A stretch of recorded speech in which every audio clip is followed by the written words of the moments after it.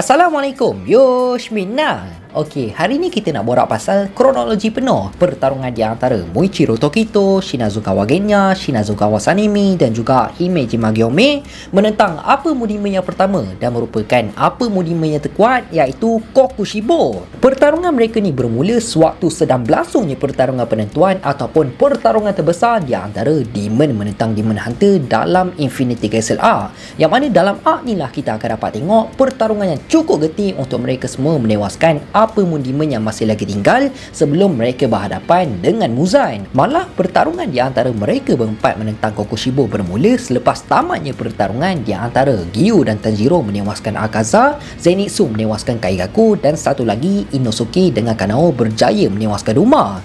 Jadi macam biasalah, untuk dalam video ni memang totally mengandungi spoiler, dan kalau korang tak suka dengan spoiler ke apa, korang boleh je skip video ni, okey? Tapi sebelum kita start, aku nak bagi tahu awal-awal, InsyaAllah aku akan cuba ceritakan secara lebih detail kronologi pertarungan yang sedang berlaku, dan berkemungkinan juga video kronologi ni aku akan buat 2 part.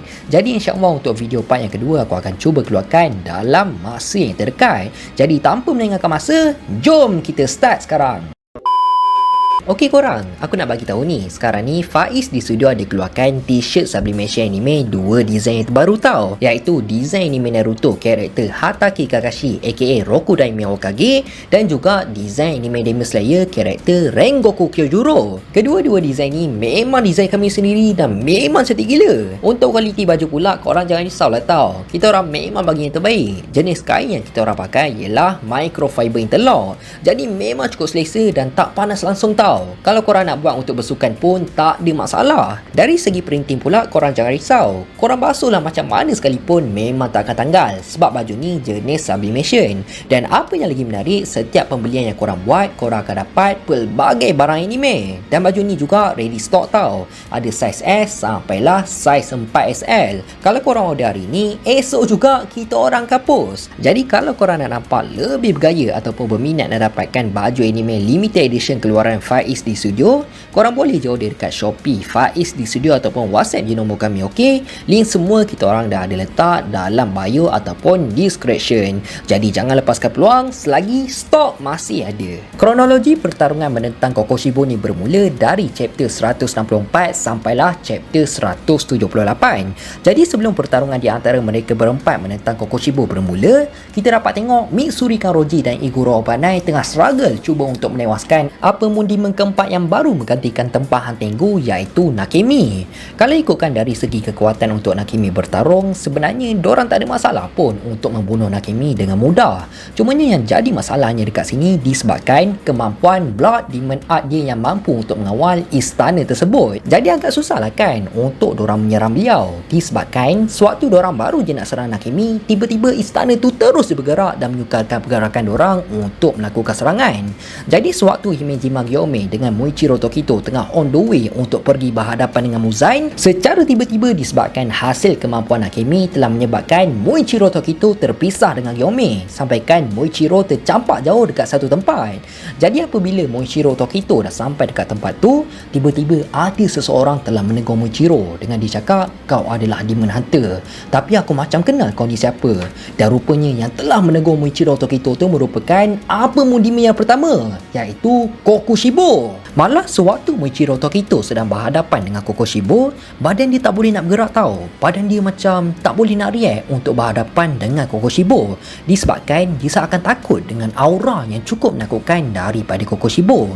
Dan kelihatan juga Kokushibo mempunyai sebilah pedang. Jadi ni bermaksud sebelum Kokushibo berubah menjadi demon, dia merupakan seorang demon hunter dan mampu untuk menggunakan teknik pernafasan. Apa yang lagi menarik, sewaktu pertemuan pertama di antara mereka berdua, Kokushibo telah pun merevealkan yang sebenarnya Muichiro Tokito merupakan keturunan dia. So kiranya sejarah ataupun asal usul untuk Muichiro Tokito ni bukan biasa-biasa lah kan. Tambahan, nama sebenar Kokushibo sebelum dia berubah menjadi demon adalah Michikatsu Sugiguni. Dan kalau korang nak tahu backstory pasal kisah hidup Kokushibo sebelum dia menjadi seorang demon dan backstory untuk kisah hidup karakter Yorichi Sugiguni, korang boleh je tengok dalam video review karakter pasal dorang berdua yang speaker aku pernah pernah buat dulu, okey? Ataupun korang tekan je dekat atas ni. Jadi tak lama lepas tu pun Muichiro Tokito berjaya untuk menghilangkan rasa gemetar dia untuk berhadapan dengan Kokushibo. Lalu dia terus cuba untuk melakukan serangan yang pertama, iaitu Breath of Mist, second form, Layer Mist. Tapi malangnya Kokushibo dengan mudah je dapat mengelak dari serangan tersebut, dan Muichiro tetap cuba lagi untuk menyerang Kokushibo.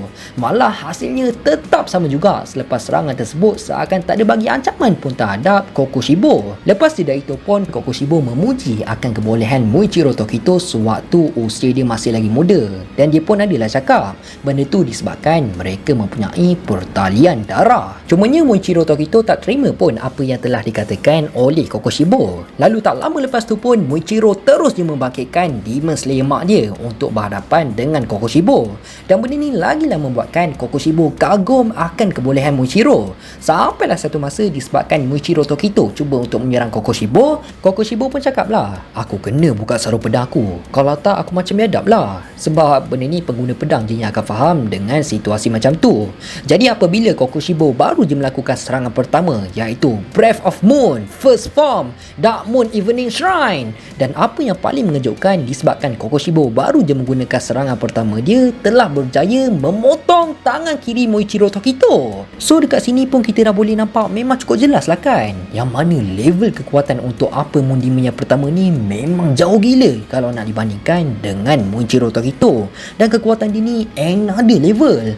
Tapi relax, Muichiro Tokito tak kalah macam tu je tau. Yang mana lepas tidak itu Muichiro Tokito masih lagi cuba untuk mengawal keadaan dengan dia terus je menghentikan darah keluar dari tangan dia, dan masih lagi cuba untuk menyerang Kokushibo.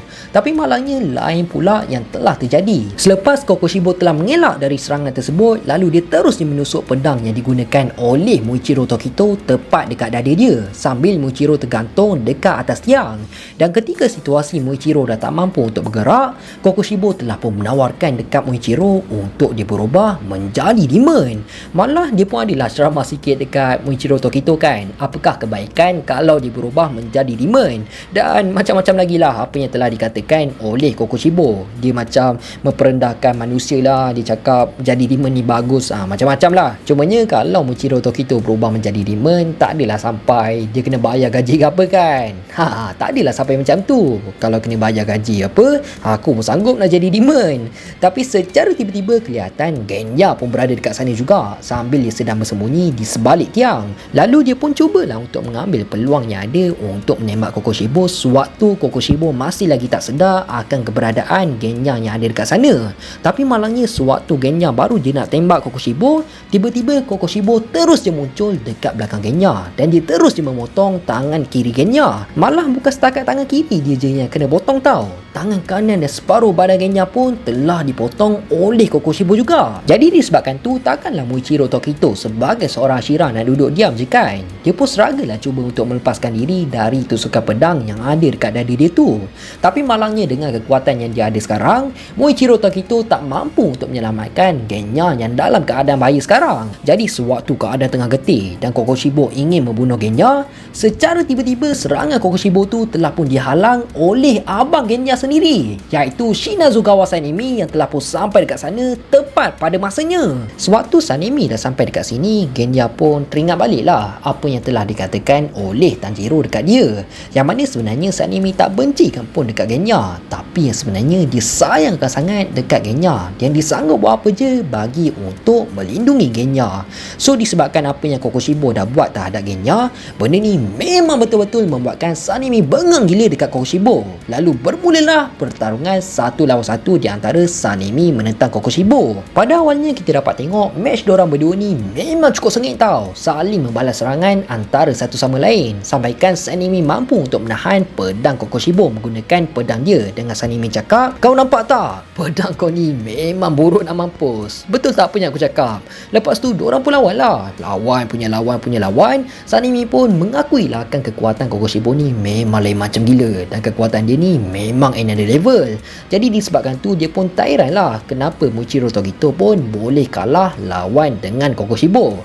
Malah kalau tak disebabkan pengalaman dia dalam bertarung, berkemungkinan besar pasti Sanemi tak mampu untuk bertahan dari serangan yang dilakukan oleh Kokushibo. Tapi dalam masa yang sama juga, walaupun Sanemi macam terkejut dengan tahap kekuatan Kokushibo, Kokoshibo. At the same time sebenarnya dia tengah teruja juga tahu dapat bertarung dengan Kokoshibo. Sampaikan dia ada cakap akhirnya dia dapat lawan juga dengan demon yang worthy untuk dibunuh. Lepas tu Sanemi pun teruskan lagi untuk menyerang Kokoshibo dengan dia gunakan second form dia. Lepas tu dia cuba untuk membuat serangan mengejut menggunakan pedang Genya, tapi semua tu tetap tak berkesan juga tau. Dan tak ada satu pun lagi serangan Sanemi berjaya untuk menyerang Kokoshibo. Sampailah satu masa Kokoshibo pun melakukan serangan bertubi-tubi untuk menyerang Sanemi dengan menggunakan serangan six form untuk pernafasan bulan, iaitu Solitary Moon in the Eternal Night RVC.